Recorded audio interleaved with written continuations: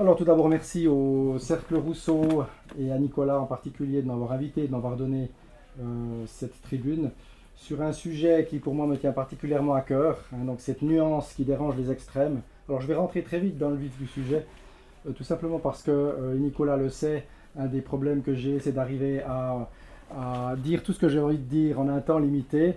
Donc je vais essayer de respecter, d'ailleurs je vais mettre la minuterie pour être sûr de ne pas me tromper. Voilà, c'est parti. Donc, cette nuance qui dérange les extrêmes. Plus globalement, alors on n'était pas arrivé à mettre forcément tout le titre sur l'affiche, mais il y avait derrière un autre titre que j'avais mis sur Internet ou sur LinkedIn. C'était de dire qu'il existe une cause plus juste et plus noble que les autres, qui ferait qu'en fait, au nom de cette cause, on puisse omettre une partie de la vérité ou même mentir, partant du principe que cette cause le justifie. Alors pour commencer, je vais vous parler, tout simplement raconter trois histoires en fait qui sont véridiques et qui me paraissaient être, je dirais, inspirer, on va dire, la conférence. La première, ça s'est passé il y a quelque temps à Neuchâtel. C'est lorsque le mouvement Black Lives Matter s'était attaqué à un certain nombre de statues, avait renversé des statues. Et il y avait, moi je suis Neuchâtelois, hein, pour la petite histoire, si vous n'avez pas entendu avec l'accent, maintenant vous êtes convaincus. Il y a eu des tags, on va dire, de Monsieur de Pury, partant du principe que c'était un ancien négrier.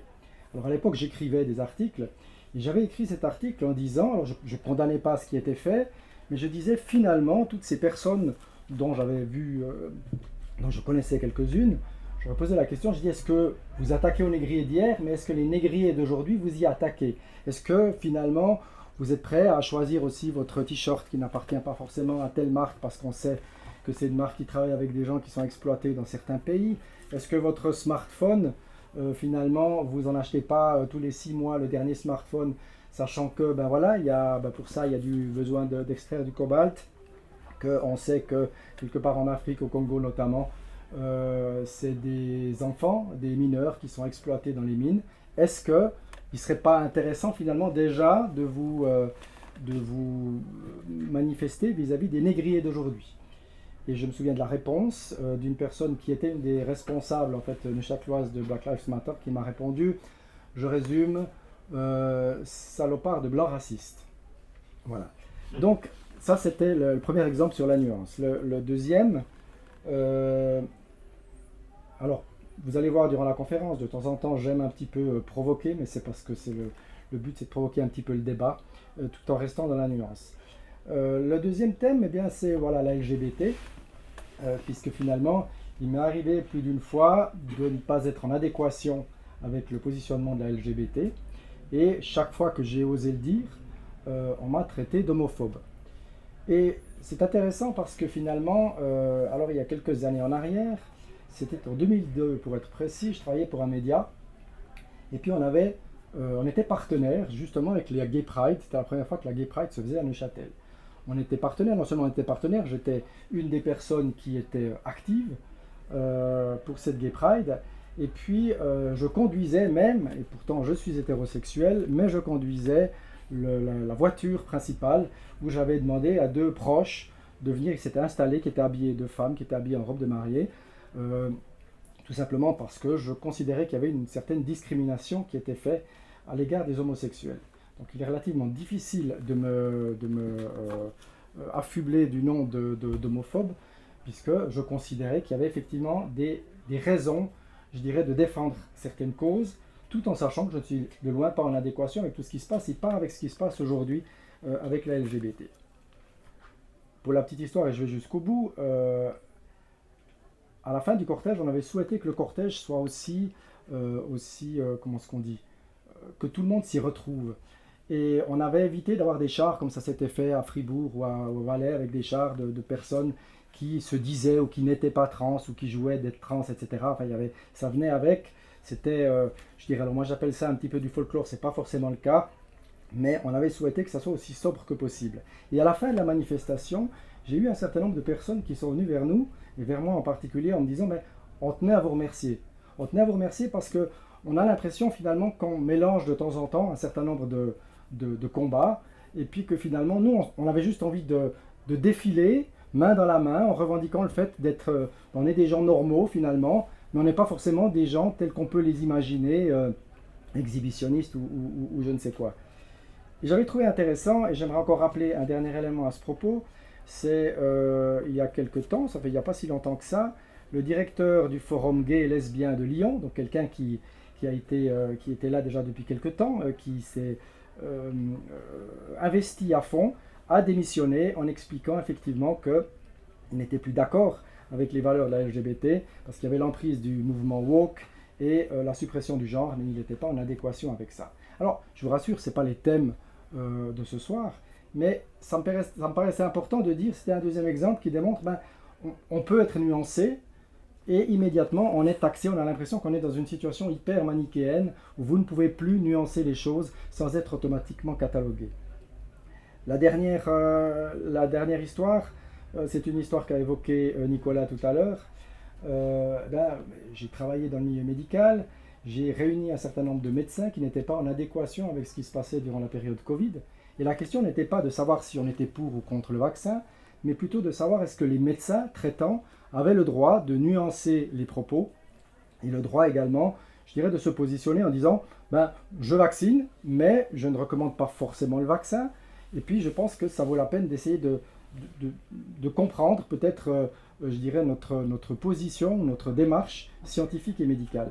Et tous ces gens ont été, alors ceux qui ont vu mon reportage, effectivement, enfin notre reportage l'ont vu, ont été poursuivis, dénoncés à la commission de déontologie, et pour certains, j'en ai encore eu un hier au téléphone, parce que j'aime bien lorsque je m'exprime, pouvoir être factuel et puis aussi juste que possible, même si les commissions de déontologie globalement se sont tous positionnées en disant on n'a pas vu de problème avec ces médecins, il n'en empêche que le canton, les autorités cantonales ne se sont jamais positionnées en dépit du fait que la commission de déontologie l'avait fait. Mais ça, c'est un débat à part. Alors, je reviens en fait au titre, en fait. Cette nuance qui dérange les extrêmes. Et l'autre question, est-ce qu'il existe une cause, donc plus juste et plus noble que les autres, qui permettrait d'omettre de dire la vérité ou de ne pas tout dire? Si la réponse est oui, eh bien naturellement, pour moi, il y a une question inévitable qui arrive derrière, c'est de se dire, alors qui ou quoi définit finalement la hiérarchie des valeurs? Puisque finalement, si on part du principe qu'on a le droit dans certains cas, alors qui ou quoi définit ces droits? On est tous différents, on a des cultures, des ethnies, des mentalités, des éducations, des religions différentes. Comment définir effectivement les valeurs et qui la définit? Alors, il y a eu, on pourrait imaginer, il y a eu la Déclaration des droits de l'homme, je pense, qu'on peut évoquer, qui a été faite peut-être déjà à l'époque dans ce sens, d'essayer de mettre un certain nombre de valeurs qui sont prioritaires, en fait, qui sont importantes. Alors, je vous engage, je vous propose, si vous ne l'avez plus lu depuis un moment, de relire la Déclaration universelle des droits de l'homme, et vous verrez, même qu'ici en Suisse, je pense qu'on peut partir du principe que plus de 50% des articles de la Déclaration universelle sont bafoués au quotidien en Suisse. Et je dis bien en Suisse, parce qu'on est quand même un pays démocratique, et ça me paraît important de le signaler. Alors, l'idée, c'est un petit peu de me dire, mais voilà, quelles sont ces valeurs qui sont invoquées, quelles sont ces nobles causes? Certains gouvernements ont parlé, alors on va reprendre différents termes qui sont utilisés ponctuellement, des raisons d'État. Alors, je ne vais pas vous apprendre tout ce qui a été fait pour des raisons d'État, des crimes qui ont été faits pour raisons d'État, mais on partait du principe que c'était juste de le faire. Je prends un exemple qui me paraît intéressant, c'est Guantanamo. Puisque finalement, voilà, les États-Unis, qui sont censés être un pays, je dirais, démocratique, a toujours utilisé Guantanamo. On sait que les gens n'ont jamais été jugés, que les gens ont été torturés. Alors, ce n'était pas sur territoire américain, mais c'était quand même géré, je dirais, par les États-Unis. Et je ne peux pas m'empêcher de faire un petit clin d'œil parce que je vous rappelle en fait qu'en 2009, on a eu un président démocrate, M. Obama, qui a été élu, qui d'ailleurs a été 8 mois après son élection, non 9 mois après son élection, a reçu le prix Nobel de la paix. Là aussi, je ne peux pas m'empêcher de poser une question. Et j'ai cherché à creuser, en fait, comment se fait-il qu'il avait reçu le prix Nobel de la paix alors que ça faisait que 9 mois qu'il était président. Dans tout ce que j'ai lu, c'était passablement lié à des discours qu'il a eus, hein, notamment un discours qu'il a eu à propos de l'islam et qui a passablement marqué un certain nombre de personnes.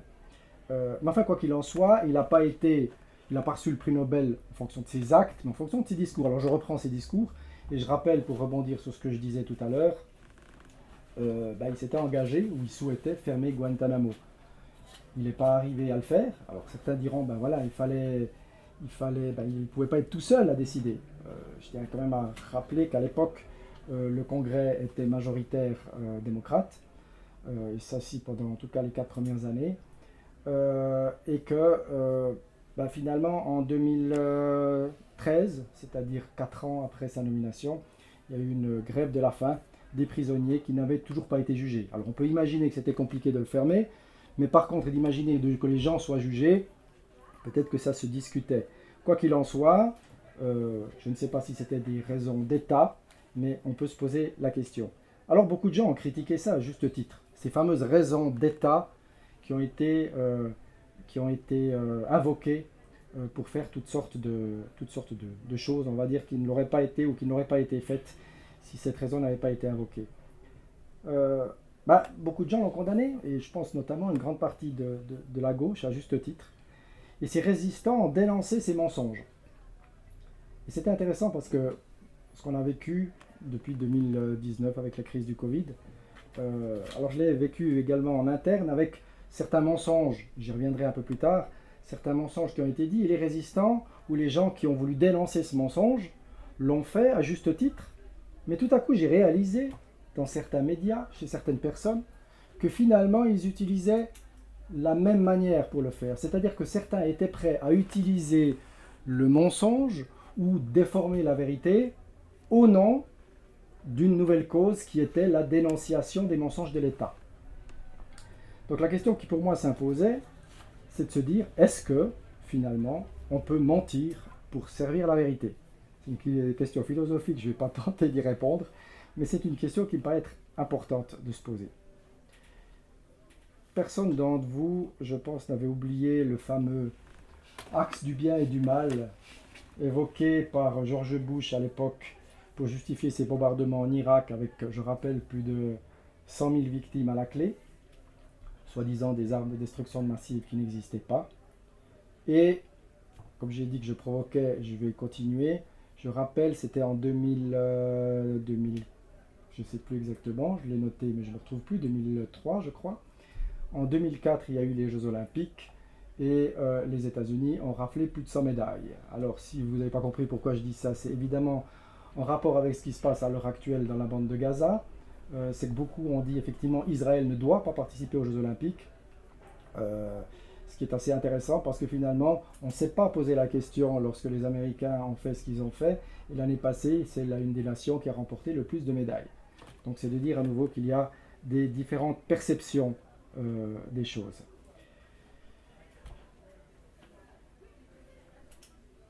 Beaucoup ont condamné tout ce qui a été fait, notamment par les États-Unis. Et comme je le mentionnais tout à l'heure, j'ai vu beaucoup de discrimination, beaucoup de haine, y compris de personnes finalement qui avaient l'impression, qu'est-ce qu'il faut dire, d'être légitimes dans cette haine, dans cette dénonciation de choses qui ne leur paraissaient pas justes. Aujourd'hui encore, quand on voit ce qui se passe, j'y reviendrai un peu plus en détail tout à l'heure, mais on voit qu'il existe une discrimination de toutes sortes, alors que ce soit contre les musulmans, mais pour reprendre ce qui se passe contre les juifs. On a un encouragement à la haine, je pense à ces mouvements de gauche. Alors j'ai repris, il faudrait que je retrouve M.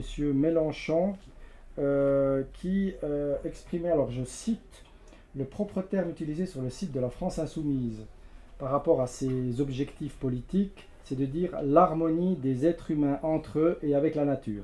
C'est les termes exacts de M. Mélenchon sur le site de la France Insoumise.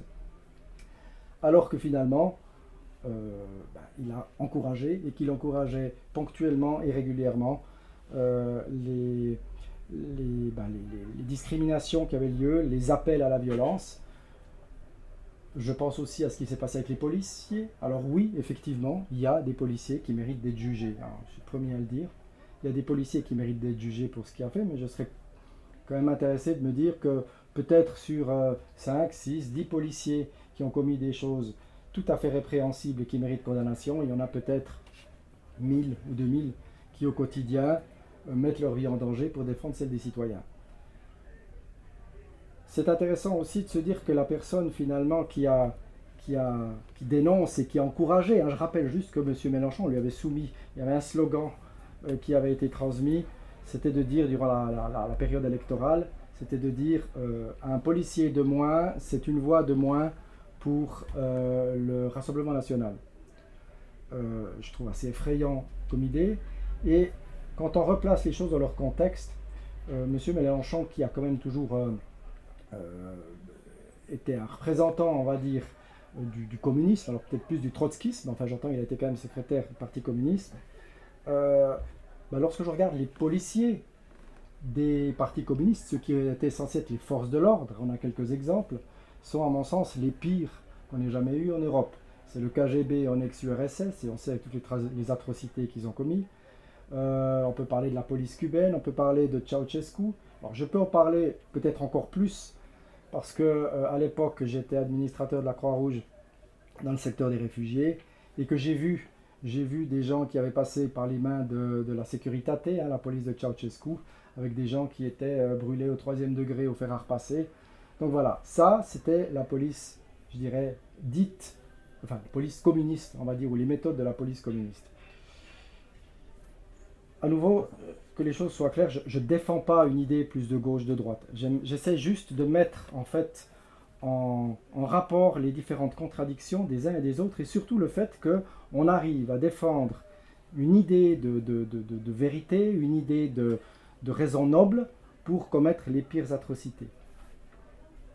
Alors pour les nostalgiques du communiste, je vais juste rappeler un petit peu, je ne vais pas faire de l'histoire, je ne suis pas spécialiste dans le domaine, j'aimerais juste rappeler quand même les théories de Karl Marx, qui pour moi étaient plutôt intéressantes, et qui ont finalement servi d'alibi à des régimes de terreur en totale contradiction avec le libre développement de chacun, soi-disant pour une cause supérieure qui était l'intérêt du peuple. Aujourd'hui, je vois avec M. Mélenchon d'avoir un petit peu ce replay de l'histoire, finalement, où finalement en invoquant, je dirais, alors je reprends ce qu'il avait dit, l'harmonie des êtres humains entre eux et entre la nature. Je suis un petit peu surpris, je pense qu'on a quand même une certaine inadéquation avec ce qui se passe aujourd'hui. Difficile de ne pas parler de prétendues causes supérieures sans parler de religion. C'est clair, puisqu'en fait, depuis très longtemps, on a toujours invoqué la religion pour pouvoir faire les pires choses. La religion a toujours été le moyen idéal pour justifier des crimes et des discriminations au nom de Dieu, d'Allah. On peut parler des inquisitions, des guerres des croisades, l'Holocauste, le djihad, etc. On a extrait des versets des livres sacrés, on les a extraits de leur contexte aussi, pour justifier et dire le contraire de ce qui, à mon sens, était un message au service duquel elles ont été écrites.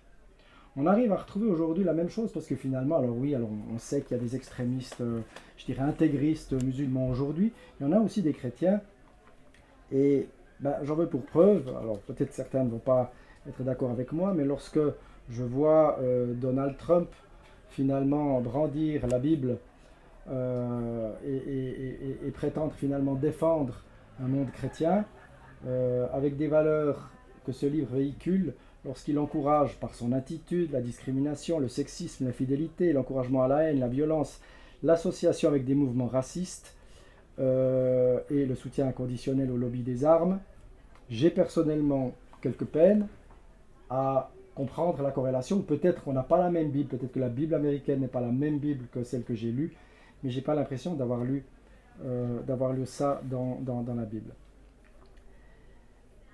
Je fais un petit arrêt, parce que là je suis en train de vous parler de M. Mélenchon, je suis en train de vous parler de Trump.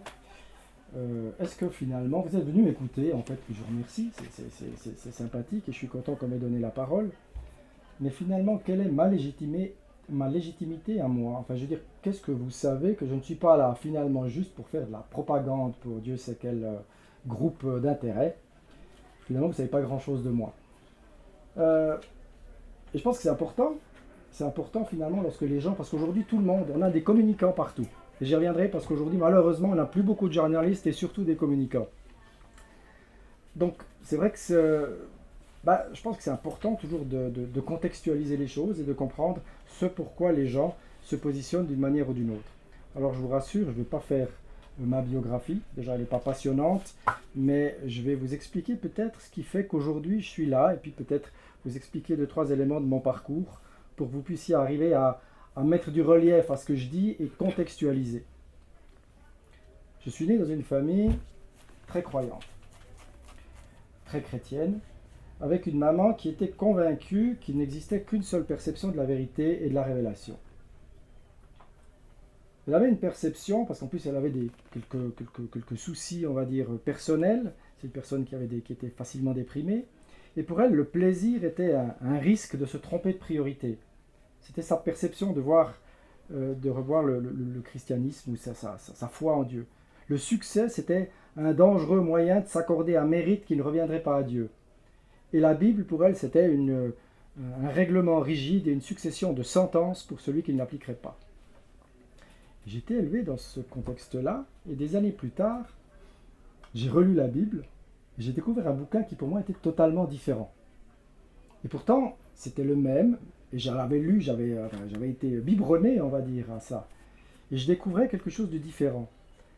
Je découvrais un livre qui parlait d'amour, qui parlait de diversité, qui parlait de respect avec des nuances, et même de sexe et de désir, non comme un péché, mais comme quelque chose d'agréable. Je vous invite à lire le Cantique des Cantiques si vous n'avez jamais lu la Bible, c'est plutôt sympathique. La question que je me suis posée, c'est est-ce qu'il y avait une volonté de ma mère de manipuler la vérité? Je ne pense pas. Je pense qu'elle a construit sa foi, sa croyance en réponse à ses besoins, à ses manques, à ses envies, à ses attentes. Sauf que moi, je n'avais pas les mêmes, et qu'il a fallu que je me mette à nu pour tenter de comprendre finalement qui j'étais réellement. J'en parle dans mon livre d'ailleurs, c'est le premier chapitre où j'explique effectivement, et je pense que c'est important d'arriver, alors c'est impossible d'y arriver totalement parce qu'on ne peut pas se dissocier de ce que l'on est de par son expérience, son vécu. Voilà, je suis un adepte de Freud, même s'il n'est plus à la mode aujourd'hui, mais je crois profondément qu'il existe des influences qui sont bien là et donc c'est difficile de s'en passer. Mais enfin, de faire la démarche me paraissait important. Et j'invite tout le monde à faire cet exercice. Et puis voilà, donc j'ai cheminé, j'ai été administrateur d'un EMS, administrateur d'un centre de requérants d'asile, DRH d'un groupe hôtelier. J'ai été fondateur et directeur d'une société de placement et aide infirmier en période de Covid. Lorsque le Covid est arrivé et que j'ai entendu une multiplication d'annonces politiques, d'annonces pseudo-journalistiques, de pseudo-experts, je me suis tout à coup rendu compte qu'il fallait que je me remette en selle pour rechercher ma vérité telle que je l'avais fait peut-être 20 ans auparavant. Parce qu'en fait, on entendait beaucoup de choses et que finalement, les vérités qui étaient émises, souvent, c'était un peu surprenante. Et moi qui travaille dans le milieu médical, je voyais qu'il y avait des choses qui ne jouaient pas. Donc, quelle a été ma démarche naturelle? Ça a été de dire, je vais essayer de chercher la vérité auprès de ceux qui, a priori, ont une certaine connaissance, en tout cas plus grande que la mienne, pour la chercher, pour la trouver. Donc la vérité, ma vérité, consistait à tenter de me rapprocher le plus de la vérité, convaincu qu'elle existe, mais aussi convaincu que je ne la posséderai pas. Ça impliquait plusieurs choses. Ça impliquait de la nuance, lorsqu'on est conscient finalement de ne jamais arriver à avoir une vérité, totale et universelle. Ça implique de l'humilité, parce que finalement, ce qu'on est ou ce qu'on dit, on l'est aussi ou on le devient. Est-ce que je suis aujourd'hui, je le serai peut-être demain différent, peut-être ne serait-ce que par rapport à cette conférence, aux échanges que j'aurai après, qui m'apprennent peut-être ou qui vont m'amener à me poser des questions sur moi-même. Et puis surtout le respect des autres. Alors j'ai écouté ces spécialistes, j'ai rassemblé des médecins, j'en ai fait un reportage, j'ai rassemblé également des journalistes qui se posaient des questions sur la presse, sur les médias, sur l'impartialité de la presse, des gens qui étaient là, qui étaient des professionnels. Et puis on a voulu créer un débat, on a voulu amener ça sur la table, parce qu'effectivement on avait l'impression que tout était devenu ultra manichéen. Il y avait le bien, le mal, tout en sachant que chacun pense forcément être dans le bon camp. Et puis j'ai été aussi responsable régional des Amis de la Constitution. Et j'ai ensuite fondé, lorsque les Amis de la Constitution, où ça s'est avéré un petit peu compliqué à un moment donné, j'ai fondé le mouvement fédératif roman comme une alternative finalement pour les romans, d'avoir quelque chose de différent, d'avoir un écho et des conférences qui étaient proposées qui n'étaient pas forcément ceux qu'on entendait ou qu'on voyait systématiquement sur les ondes habituelles. Comme je l'ai dit, je suis croyant, je suis profondément croyant, mais je suis profondément conscient que la religion est un moyen idéal pour asservir les gens.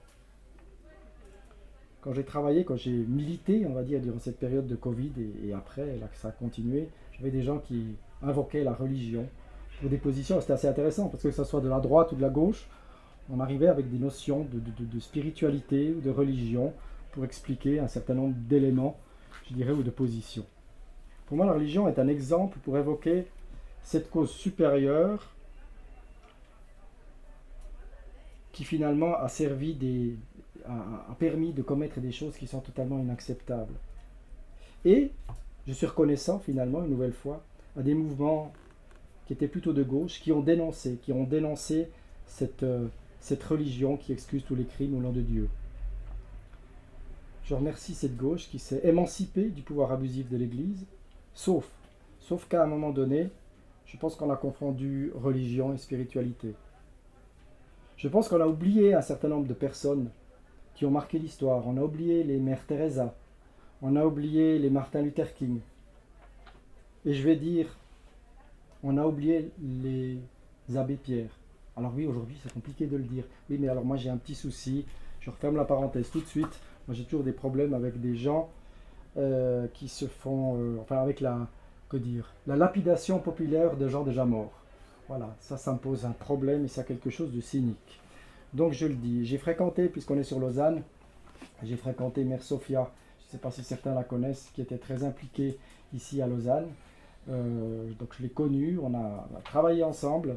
Et puis voilà, et puis on peut parler aussi du film Les Hommes et les Dieux, que vous avez peut-être vu, qui parle de ce sacrifice de ces moines en Algérie. Tous ces gens qui l'ont fait finalement au nom de leur foi, qui se sont battus à cause de leurs convictions et de leurs croyances.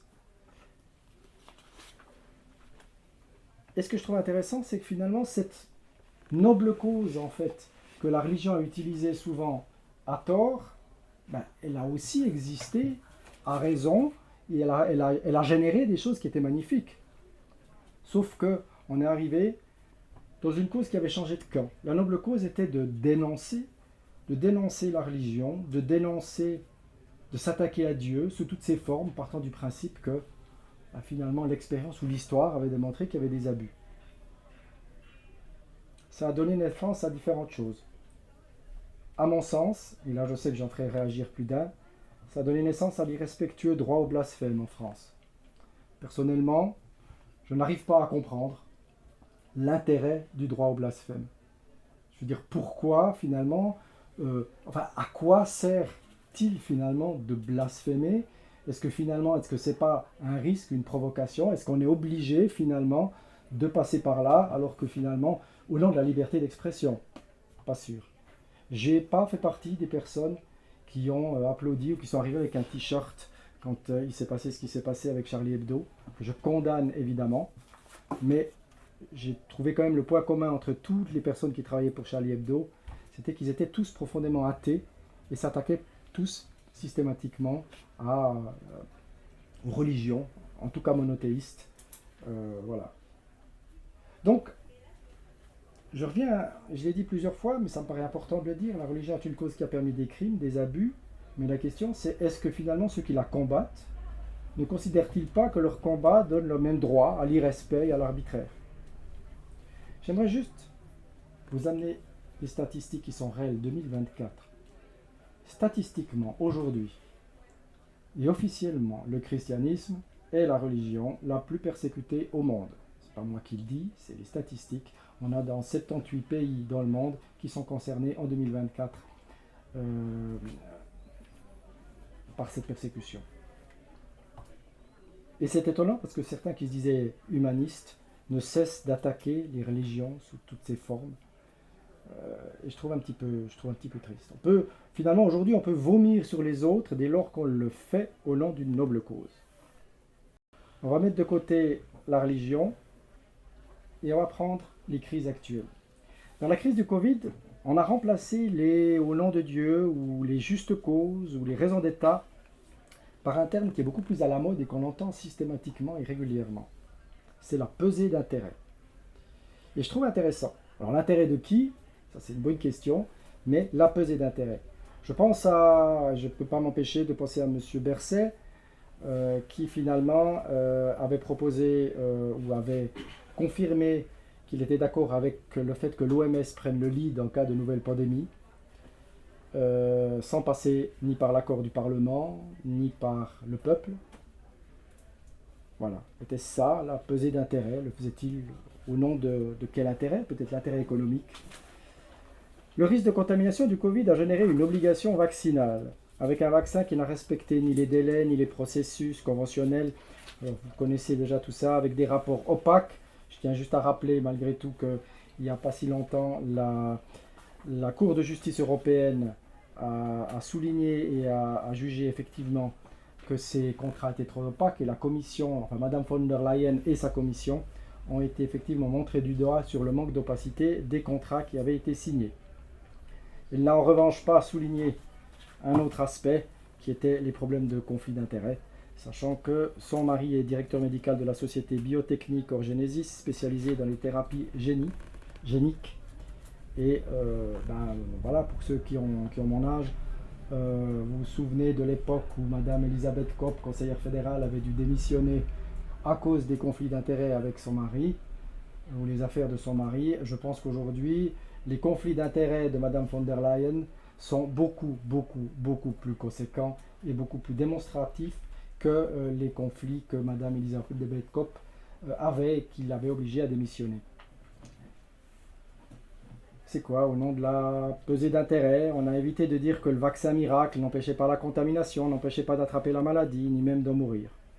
Monsieur le Président et conseiller fédéral en charge de la santé, Alain Berset, a menti au peuple lorsqu'il a dit qu'il fallait vacciner 1 million supplémentaire pour atteindre les 80% de taux d'immunité, pour que la contamination s'arrête. Je reprends ces termes, c'était dans une conférence de presse. Alors que l'on sait, et qu'à l'époque, on avait Israël et on avait Singapour qui avaient dépassé les 80%, et que c'était en avril, sauf erreur, qu'il avait fait cette déclaration, qu'en juillet, on avait un regain de la pandémie, notamment en Israël, à Singapour également, qui démontrait bien que 80% ne correspondait pas à la réalité. Mais le pire, c'est de dire le vaccin était sûr, puisqu'il a confirmé que le vaccin était sûr. Et je pense qu'il était tout à fait démonstratif que le vaccin n'était pas sûr. Je ne dis pas qu'il n'était pas efficace. Alors ne me prêtez pas des intentions qui ne sont pas les miennes. Après, chacun est en droit de juger. Et ce n'est pas le thème, mais sûr, certainement pas.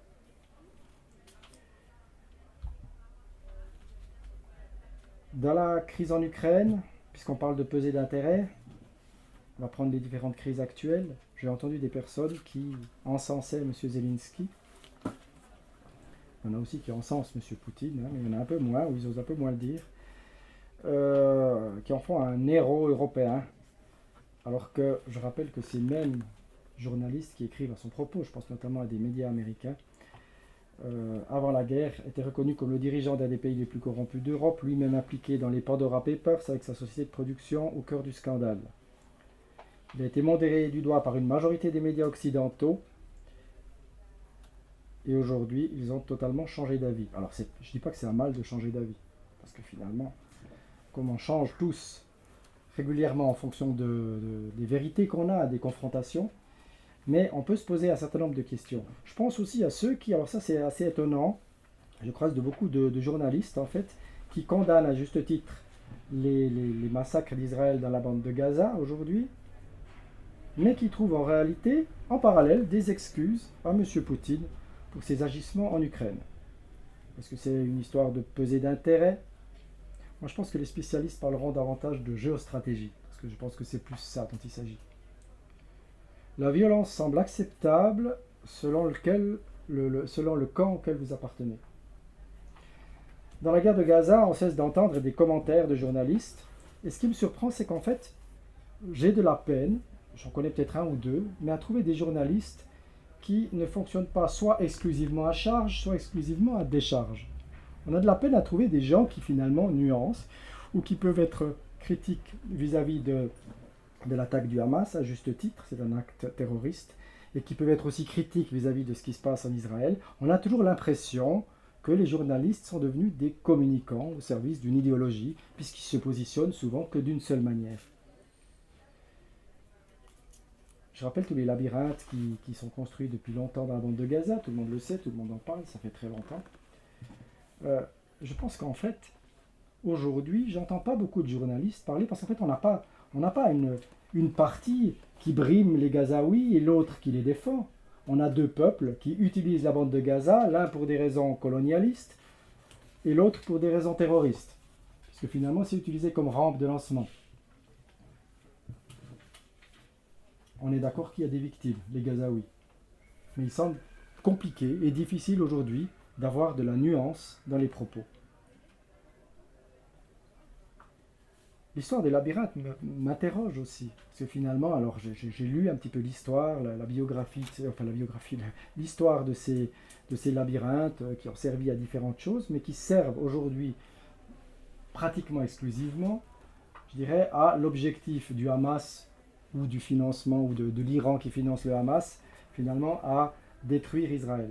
Alors, je me suis juste posé la question, c'est un petit peu comme si aujourd'hui on disait, mais allez, on est en train de construire, je ne sais pas, des dizaines de camps de concentration avec l'objectif de pouvoir liquider définitivement les Juifs dans ces camps.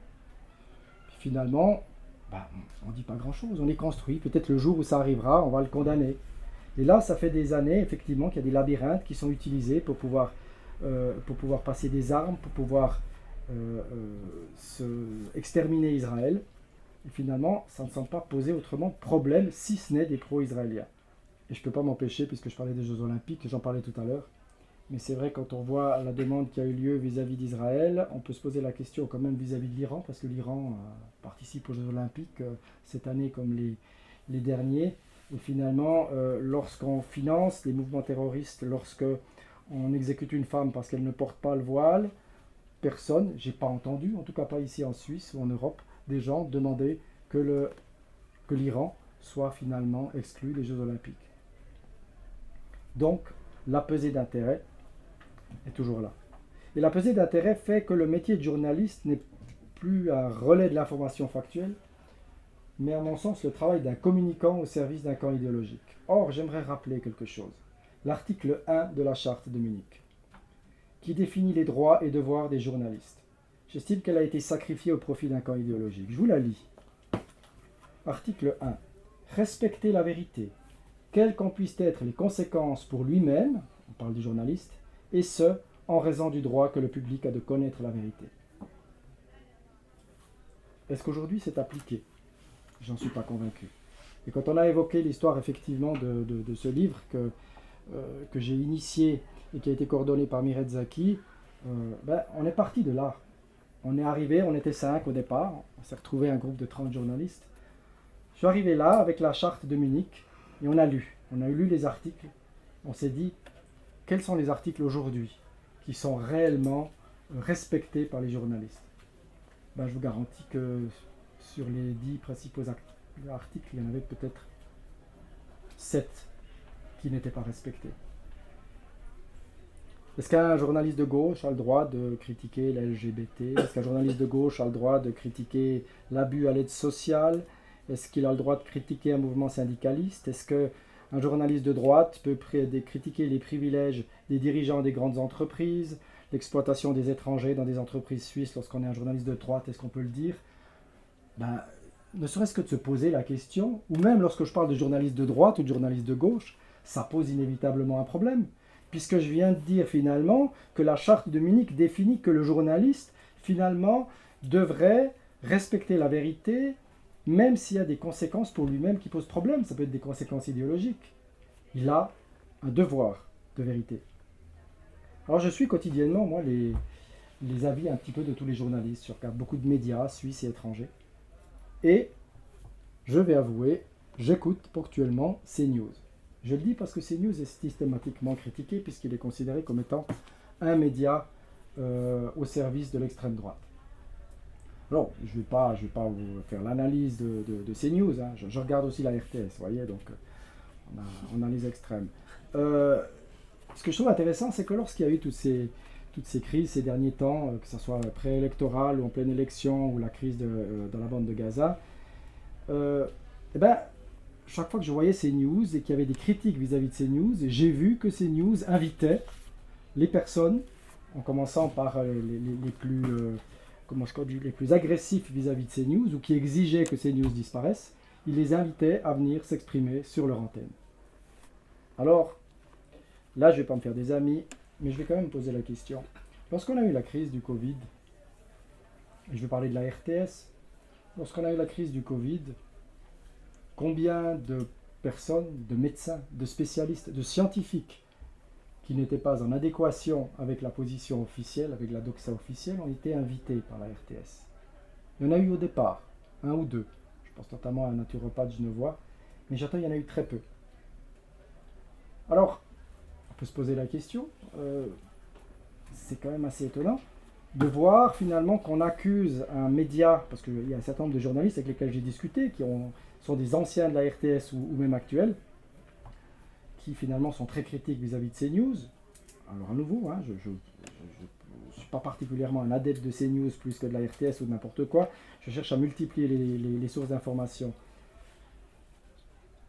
Mais la RTS n'a pas fait ce qu'elle reproche finalement à d'autres.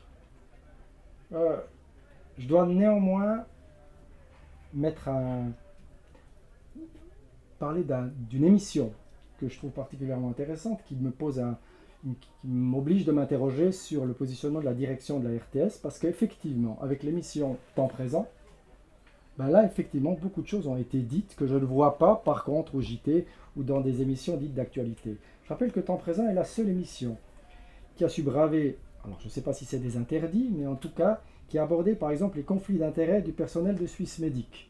On n'en a pas beaucoup parlé, c'était, je ne pourrais plus vous dire la date exacte, mais je serais tenté de dire 2012 ou 2013, où elle a démontré qu'une bonne majorité des personnes travaillant à Swissmedic avaient des conflits d'intérêts. Elle a parlé des victimes de la transition sexuelle encouragée par la LGBT. Je vous rappelle, ça c'est encore assez récent, et d'ailleurs la LGBT a été très critique vis-à-vis de ça, et a souhaité que ça ne soit pas diffusé. Ça l'a été quand même.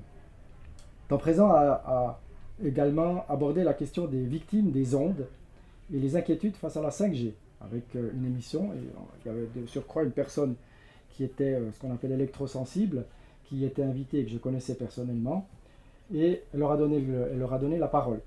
Et j'ai trouvé très intéressant. Donc en fait, finalement, la direction de la RTS pouvait quand même, puisqu'elle autorisait cette émission de le faire, donc c'était peut-être pas un problème de direction. Mais, je vais quand même évoquer une émission actuelle aujourd'hui, Infrarouge, qui est censée être la seule émission de débat politique sur la Suisse romande qu'on a aujourd'hui. Alors, il y a eu une bande-annonce, il y a quelque temps, dont le titre était « Quel vaccin contre le complotisme ?» J'ai vu la bande-annonce et je vous invite à regarder sur le site, parce qu'elle existe toujours sur l'RTS, vous trouvez dans les archives, et il y a une énumération qui a été faite par M. Favre de ce qu'il estime être donc les complotistes. Donc il énumère une liste. Je vous la donne. Point 1. L'inoculation des puces électroniques. Alors, moi je vais juste répondre de manière factuelle. On est en 2016. On est en 2016 et Darius Rochebin reçoit Klaus Schwab dans son émission. Et alors, des gens se sont beaucoup exprimés sur cette émission. Certains ont fait dire des choses qui n'ont pas été dites. Moi, je vais juste être factuel. Darius Rochebin pose la question sur l'implantation des puces. Réponse de Klaus Schwab. Cela arrivera certainement dans les 10 années à venir. C'était le 10 janvier 2016. Donc, si on considère que c'est complotiste d'imaginer que ce genre de choses arrive, on peut se poser la question, est-ce que M. Klaus Schwab est considéré comme un complotiste, lui qui est le grand chef d'orchestre à Davos? Il continue son énumération. Les risques de la 5G. Alors, je ne vais pas vous parler de la 5G particulièrement, Ce que je dis juste, c'est que finalement, la 5G, aujourd'hui, est le résultat finalement d'une volonté de multiplier tous les objets connectés, etc. Or, par contre, scientifiquement, il est démontré que les objets connectés aujourd'hui ont une mauvaise influence, sont néfastes pour la santé. Je ne parle pas seulement des humains. J'entends, il y a des grands spécialistes qui se sont exprimés sur les abeilles, sur les oiseaux migrateurs. Enfin, je vous évite la liste. Il y en a beaucoup qui ça a été scientifiquement démontré. Donc, c'est aussi du complotisme, selon en tout cas M. Favre. L'enrichissement des pharma au détriment de la santé des citoyens. On est toujours dans l'énumération de M. Favre. Je tiens à dire que tout ce que je dis, vous le trouvez sur le site de la RTS. Alors moi, je vais juste parler de deux choses. Comme je vous l'ai dit, mon but, c'est d'être factuel. Provoquer, mais être factuel. Parlons de la dépakine. Je ne vais pas parler de vaccin, je vais parler de la dépakine. La dépakine est un médicament qui a fait beaucoup de victimes. En France, il y a eu des procès qui ont abouti. En Suisse, les procès, ils traînent. D'ailleurs, à Genève, le tribunal estime que les faits étaient prescrits, donc il y a eu un non-lieu.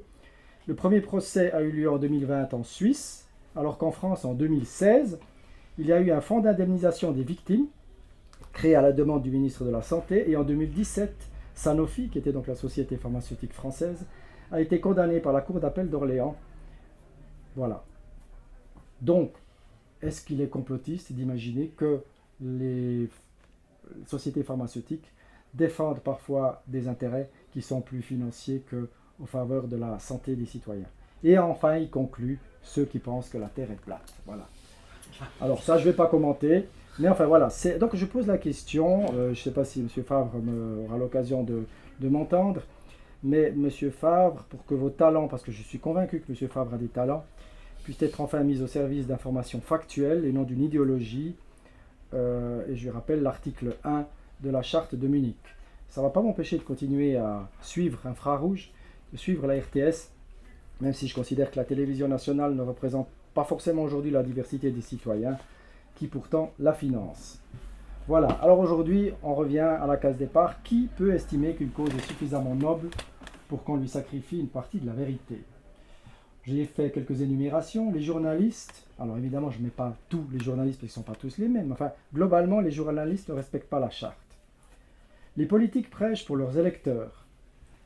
Les artistes, eux, ils s'automusellent par la peur de perdre leur public ou de ne plus bénéficier d'un support médiatique indispensable. Certains artistes se sont exprimés à ce propos, en France notamment.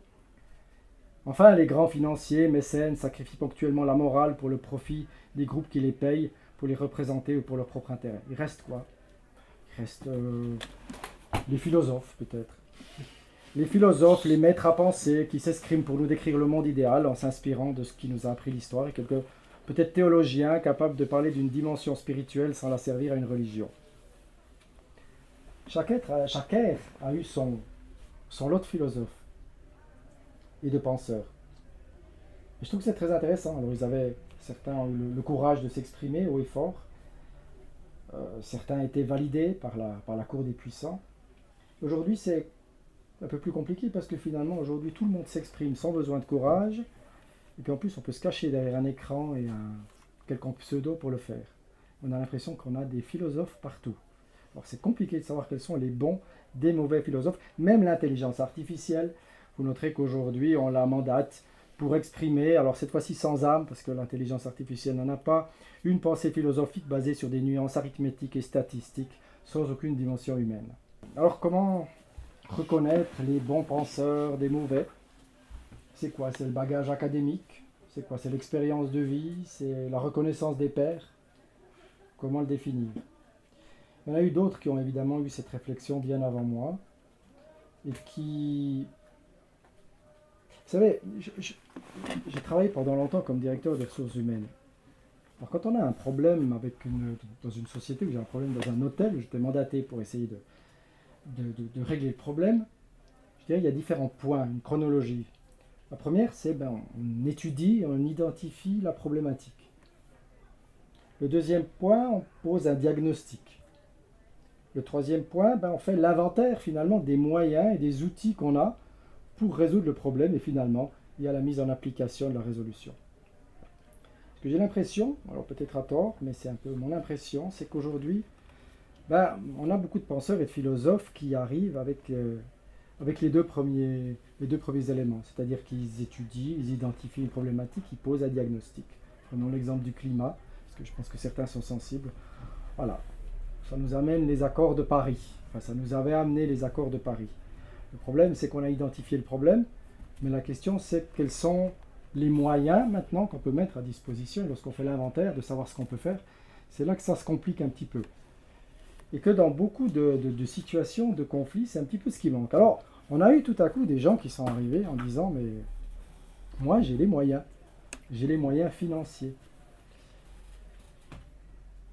Et c'est intéressant, ils sont arrivés avec, pour certaines des fondations, ils ont créé des fondations, ont démontré qu'ils pouvaient mettre en place un certain nombre de choses avec des moyens financiers substantiels. On a même découvert comment on pouvait gagner plus tout en donnant. C'est-à-dire que des gens qui avaient des fortunes, ils ont donné de leur fortune et à la fin, une fois qu'ils avaient donné, ils en avaient plus qu'avant. Voilà. Je trouve intéressant, comme quoi ça vaut la peine de devenir mécène aujourd'hui. Mais quoi qu'il en soit, aujourd'hui, on avait ces nouveaux rois du monde qui sont informaticiens, ingénieurs, chimistes. Ils définissent pour nous la hiérarchie des valeurs et financent les politiques de santé économique par leur investissement tentaculaire et interconnecté. Alors, petite histoire, en 78, on a tenté de faire une liste des personnes les plus influentes de l'histoire de l'humanité. Alors, aux 10 premières places, on avait 4 figures religieuses, un scientifique, un philosophe, un haut fonctionnaire, un inventeur et un explorateur. Je vais vous faire grâce du classement du Time en 2023. Il n'y a plus aucune dimension spirituelle chez les influenceurs de notre siècle. Il n'y a plus qu'une notion de super-humain asexué, sans culture et religion, qui se construit grâce à la science et au pseudo-progrès. La science, donc, est-ce qu'elle est devenue, finalement, la seule réponse aux questions de nuances qui hier étaient plus spirituelles que scientifiques? C'est une question, à mon sens, qui mérite d'être posée. Alors, on va prendre un exemple. Je reprends mon domaine d'activité, le domaine médical. Parlons de la déontologie médicale.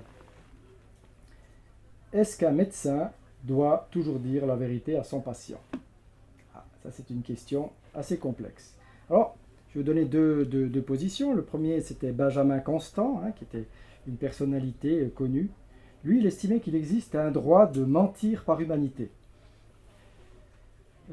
Kant, lui, par contre, estimait que la vérité devait être inconditionnelle. Chacun, selon lui, se doit de dire ce qu'il croit être la vérité. Selon Constant, l'intérêt de dire la vérité doit être conditionné au statut social ou culturel de la personne en vue de sa compréhension. Partez du principe, effectivement, qu'il y a des vérités que tout le monde ne peut pas assimiler, ne peut pas comprendre, ne peut pas digérer. On peut, dans le domaine médical, évoquer encore une autre problématique qui sont les problèmes cognitifs. Je connais bien ce type de problème, puisque finalement on peut se poser la question, est-ce que quelqu'un qui a finalement une maladie, peut-être qui est incurable, mais qui est dépressif, est-ce qu'on peut se permettre de lui dire, de lui expliquer ce qu'il a? Est-ce qu'il est judicieux de le faire, ou est-ce que pour le protéger, ou parce qu'on pense qu'il n'est pas, c'est pas le moment de le dire, on peut estimer que ce n'est pas judicieux de dire la vérité dans certains cas. Les questions se posent, et elles sont tout à fait pertinentes. Pour évaluer cette décision, ce sont les connaissances académiques des médecins qui vont définir, selon l'état du patient, sa capacité à intégrer cette vérité. Imaginez que le médecin a une formation. Alors, je ne vais pas vous parler de tous les médecins et de leur positionnement, mais enfin, ils ont une formation académique. Mais malgré tout, on reste quand même avec deux réponses qui sont scientifiquement contraires, mais qui sont scientifiques, voilà, et qui sont contraires dans la mesure où elles intègrent une conception différente de la morale. Oui, je pense que la science peut être morale ou immorale, alors que la morale n'est pas scientifique. Et je pense que c'est un fait scientifique avéré. J'ai lu le titre d'un article sur le site de Radio France qui disait « La science ne s'occupe pas de la morale et c'est pour cela que la morale doit s'occuper de la science. » Un physicien a une déclaration intéressante. Il a dit « La politique décide de ce qui est juste et la science décide de ce qui est vrai. » Moi, ce que je retiens dans cette phrase que je trouve très intéressante, c'est le mot décider. Parce que finalement, il n'y a pas de notion de connaissance, il n'y a pas de notion de savoir, il y a juste la notion de décision. Et je m'interroge et je me pose la question, est-ce que ce n'est pas justement le tableau précis de notre époque? Est-ce que ce n'est pas justement la problématique de nos conflits sociétaux? Nos politiques décident de ce qui est juste, indépendamment de ce qui est vrai, et la science est devenue si rentable que la morale a été sacrifiée au profit d'un concept faussement idéologique, mais surtout économique. Alors je vais y aller avec ma provocation. Est-ce que la licence en Sciences Po permet à monsieur vous avez l'impression que j'ai quelque chose contre lui, mais non.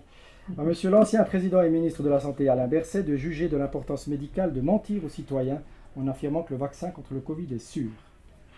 Vous avez peut-être tous déjà été à l'hôpital. Vous savez que si vous subissez une narcose, on vous fait signer un papier avant la narcose qui stipule effectivement qu'il peut y avoir des risques.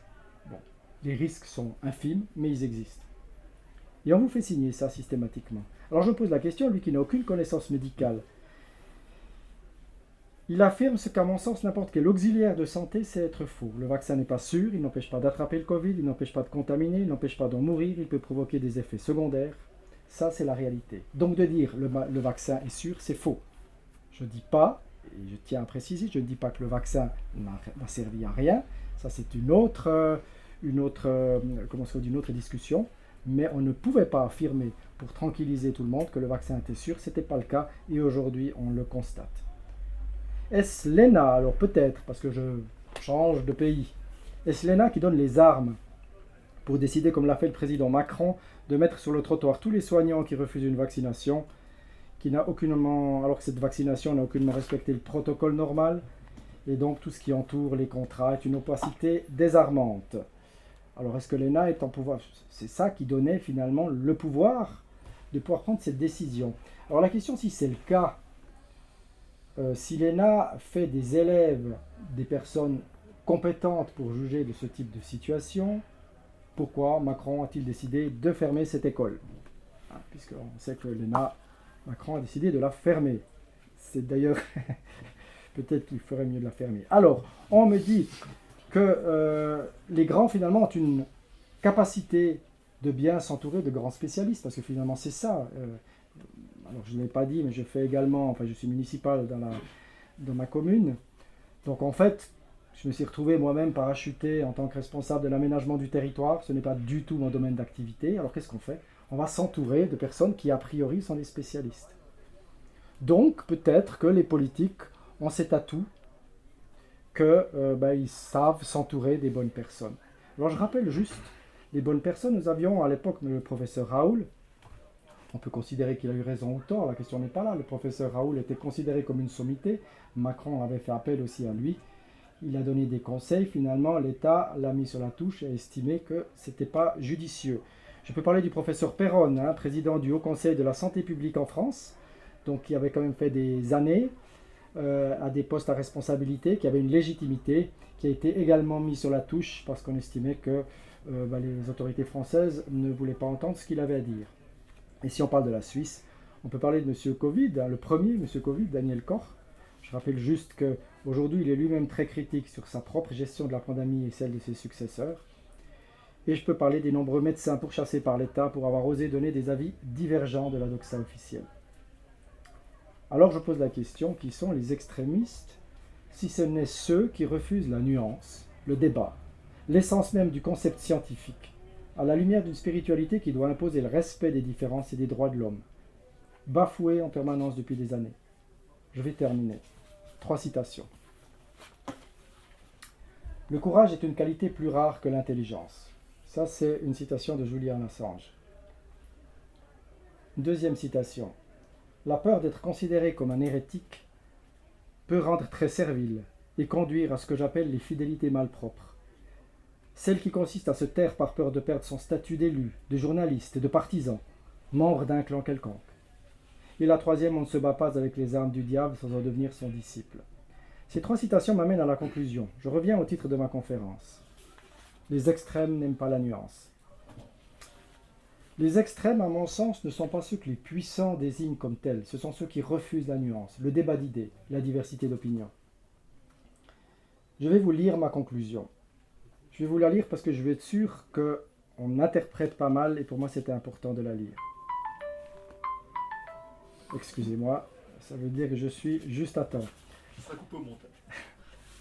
Je crois qu'il existe une vérité qui dépasse les capacités humaines ou l'intelligence artificielle.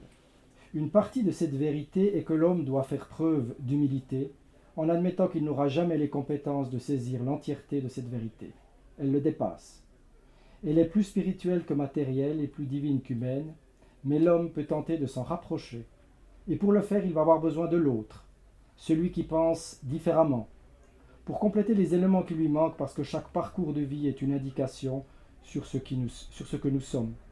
S'intéresser aux autres, c'est comprendre mieux qui nous sommes. Cette compréhension nous contraint à l'humilité. Cette humilité nous oblige à partager notre vérité pour aider à construire celle des autres. Pour le faire, il faut plus de courage que d'intelligence. Il faut être prêt à refuser les fidélités malpropres au service d'un confort matériel. Il faut enfin refuser de combattre la médisance par le mensonge si l'on veut gagner le confort de l'esprit, celui qui nous donne la paix du cœur. Aujourd'hui, une partie de la société aimerait hiérarchiser les discriminations en désignant des victimes et des coupables et en dressant les uns contre les autres et distribuer une soi-disant légitimité aux victimes de devenir eux-mêmes des agresseurs. Hitler voulait régler le problème en créant la race aryenne. Certains scientifiques rêvent au cerveau connecté, à une fusion des religions, à une nouvelle philosophie que tout le monde épouserait et des lois mondialisées dirigées par un pouvoir centralisé. Moi je rêve d'un autre monde. Moi je rêve d'un monde qui ne soit pas mondialisé et où les différences continuent de provoquer des débats, mais des débats sans haine. Je rêve de femmes et d'hommes politiques possédant le courage de ne pas user d'intelligence pour être réélus, mais de faire preuve d'empathie et de diplomatie pour construire ensemble un bout de vérité plus spirituel que confortable, au risque de contrarier la famille sociale, politique, professionnelle que l'on s'est construite. Oui, je rejoins la déclaration d'Assange. Le courage est une qualité plus rare que l'intelligence. Et je conclus avec une citation de Jean Jaurès. Le courage, c'est de comprendre sa propre vie. Le courage, c'est d'aimer la vie et de regarder la mort d'un regard tranquille. Le courage, c'est d'aller à l'idéal et de comprendre le réel.